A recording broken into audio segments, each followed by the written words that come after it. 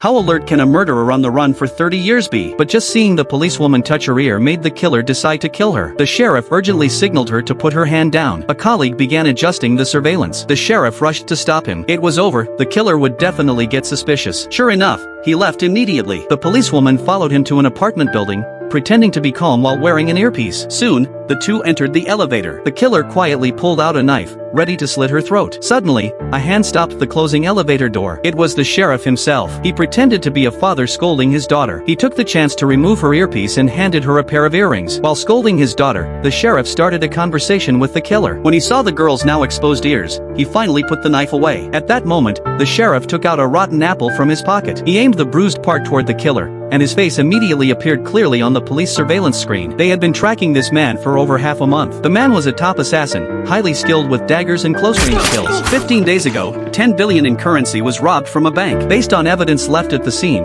the police concluded he was the perpetrator. They had set up a city-wide dragnet. That day, they finally spotted his trail at the market. The sheriff pressed an elevator floor button first, then asked which floor the killer needed. The killer directly pressed the button for the first floor. He remained suspicious of them. Soon, the elevator reached the top floor. The sheriff and the girl got out. The killer, highly vigilant, stood by the window secretly observing them. The sheriff could feel eyes on his back. As he walked, he quietly took tools from his glasses to pick the lock, and had the girl pick up a package at the door as cover. Only after seeing the father and daughter enter the apartment did the killer finally let his guard down. Unbeknownst to him, the rotten apple the sheriff had spat out in the elevator contained a hidden camera, which successfully recorded his floor level. The police monitoring that floor immediately took action, quickly setting up cameras and confirming his room.